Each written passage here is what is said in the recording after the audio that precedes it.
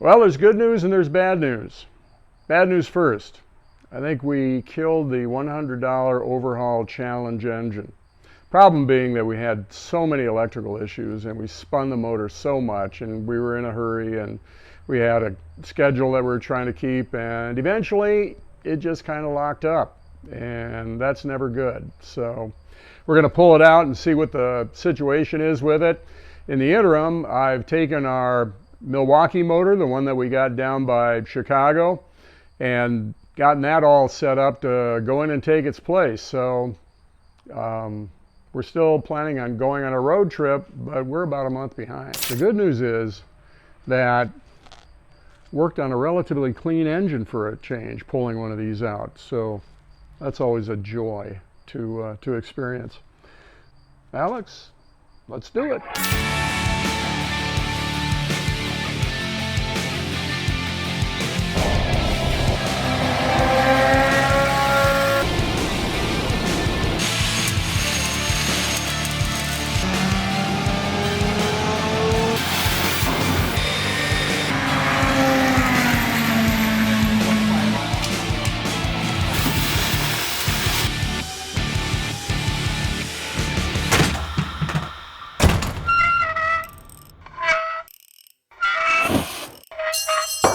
Dang it.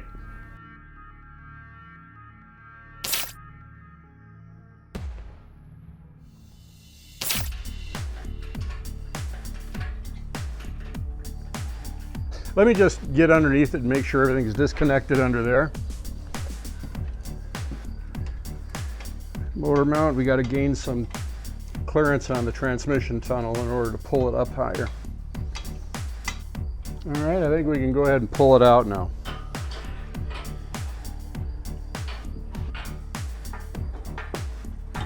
Okay, hold it. I think we can go up. We need to clear this stuff. Need to be careful that we don't, when it's up high like this, that we don't topple it.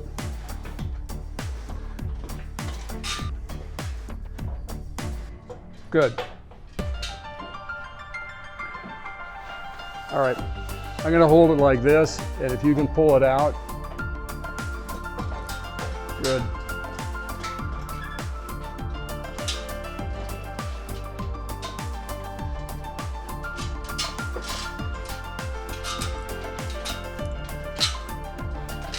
And then let's bring it down so that it's about 3 feet off of the floor.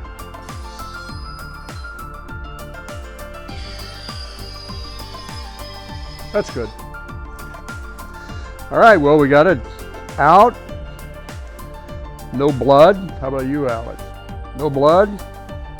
Stayed relatively clean. Didn't break anything. Might have blown a fuse. Yeah, there's a tip.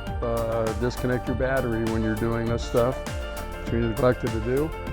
And we got it done in about 2 hours and about 2.5 hours. We're just getting really good at this. So, the fun never ends here at Camp Chaos. Well, it turns out the fun does end here at Camp Chaos about the time that you start taking the engine apart, trying to figure out what mistake you might have made putting it together, or maybe we just spun it too much without adequate oil pressure in it, trying to start it. Whatever the case is, we need to figure out what went wrong. As you can see, we've rolled it over, ready to dig into the bottom end, which I suspect the problem might lie. Here we go.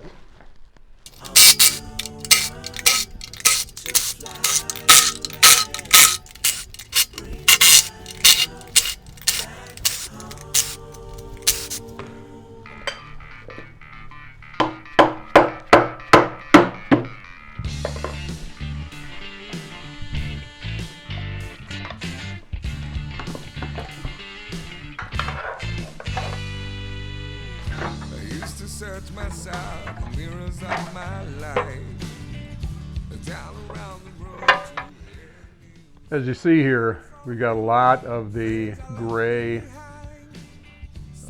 piston, skirt, and bearing coating material that has abraded off, so we definitely hurt that.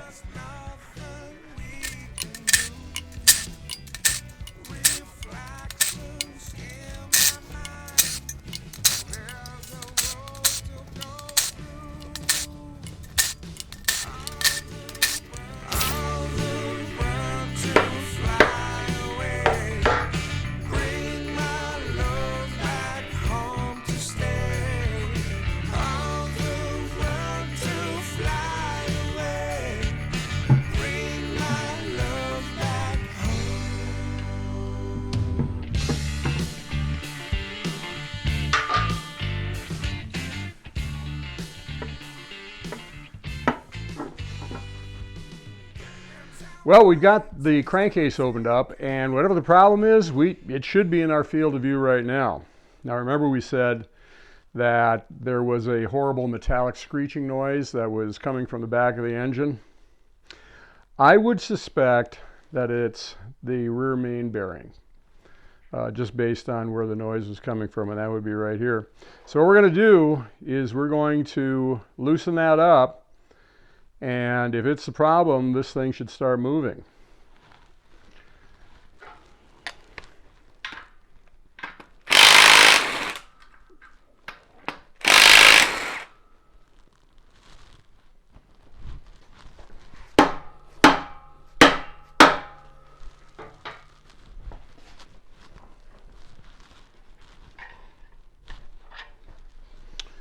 Well, that's loose. Nope, it's not it.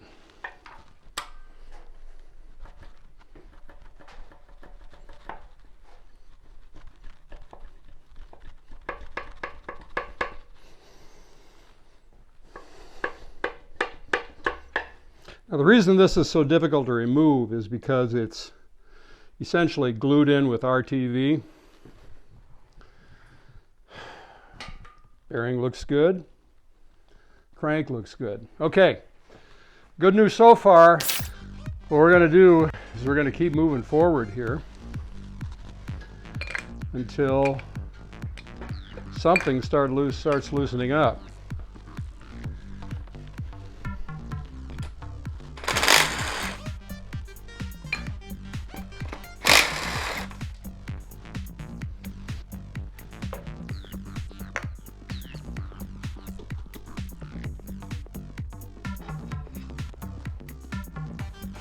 Okay, crankshaft looks good.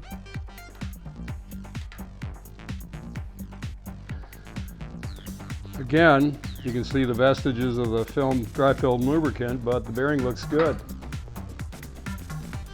Let's keep going.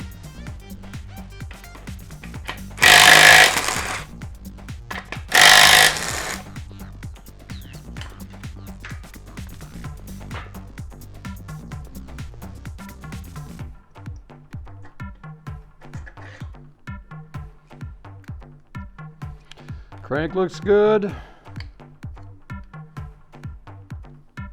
Bearing looks good. This one has a bit more of the dry film lubricant on it. Okay, still stuck. Well, the news so far is that our main journals are in good shape. In fact, those bearings I'd reuse in a heartbeat. We haven't got the crank pins looked at yet, though, and that's going to be our next step. We're going to start at the back with A6 and work our way forward to B1, and we're going to check for rotation at every step of the way. And I'm hoping it's not a crank pin bearing. I'm hoping that it is a piston seized or something like that, because I really do want this crankshaft to survive. So here we go.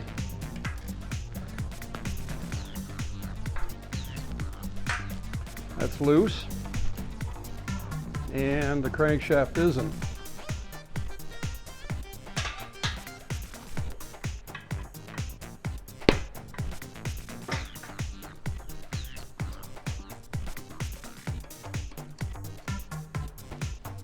Well, good rod bearing for A6.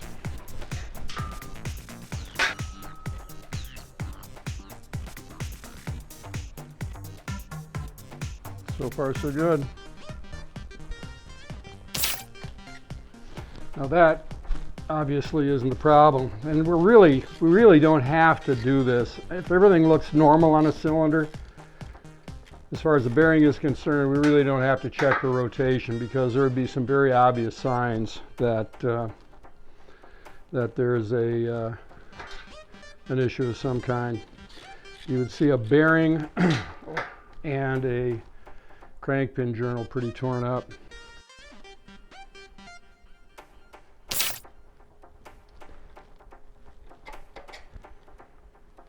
Okay, good bearing, good journal. Now what we're going to do is we're going to keep going down the line here, and I don't see that any of these are going to be a problem. I'm leaning more toward a seized piston for some reason, but if we do find a problem, we'll come back.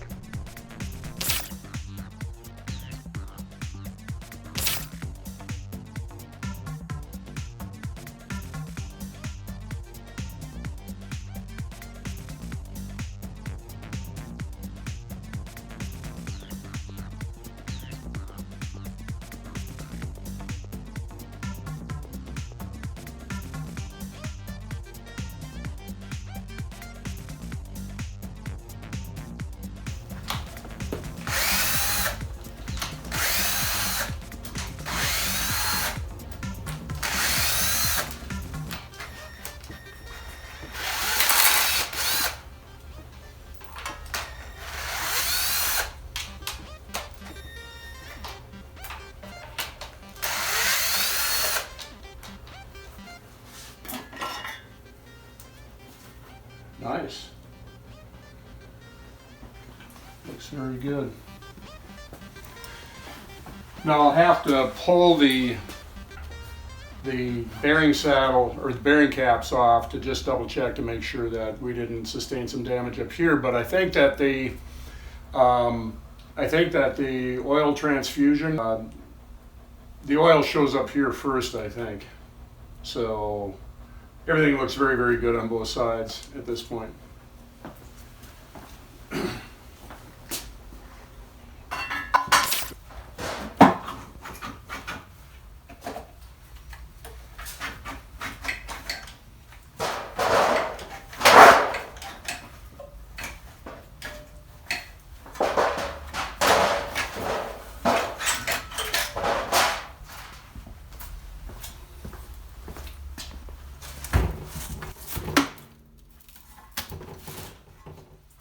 Wow.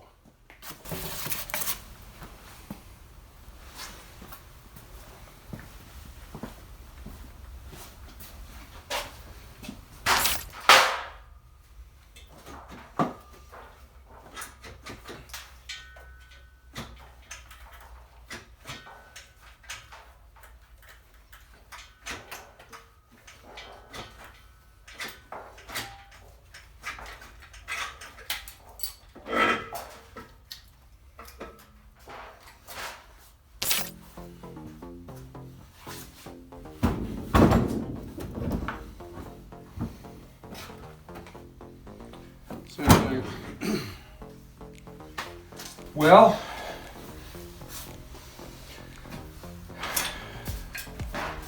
when you're doing one of these channels, it's probably a good idea to not only just crow about your successes, but also to demonstrate your abject failures, of which this is one.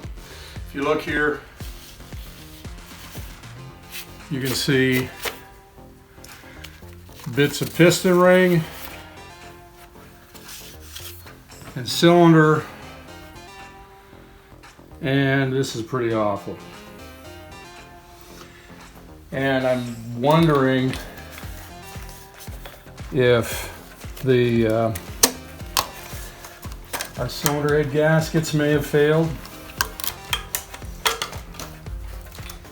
I remember I had some reservations about the cylinder head gaskets. That's why I didn't put them on in the first place,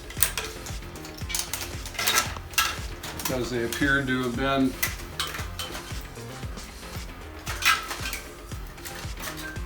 damaged a bit. Although I gotta say that if you look at the top of the cylinders here on this side, you can see that there's no rust. There's no rust up here. So the cylinder heads were not the issue. Cylinder head gaskets, that is. It's just all that spinning of the engine over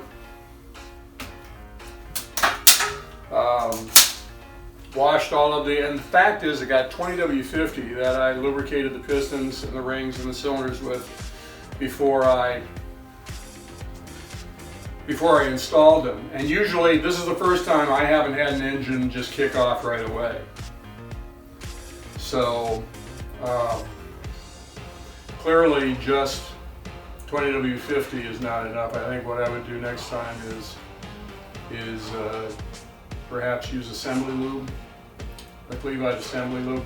But the thing is though, again, we had a car that was just horribly compromised electrically. And we didn't have the engine starting up right away. The fact is that the cam boxes, the valve train, the main bearings, the crankshaft, they're all good. So the oil infusion device, the little garden spray that I use to pump oil into the engine, that did a good job of protecting that stuff. I mean, at least from what I've been able to see so far. If we look at the cam box here, you can see that everything looks really good, albeit somewhat dry. So next step is to pull a couple of cylinders out, knock the pistons out, and see what they look like.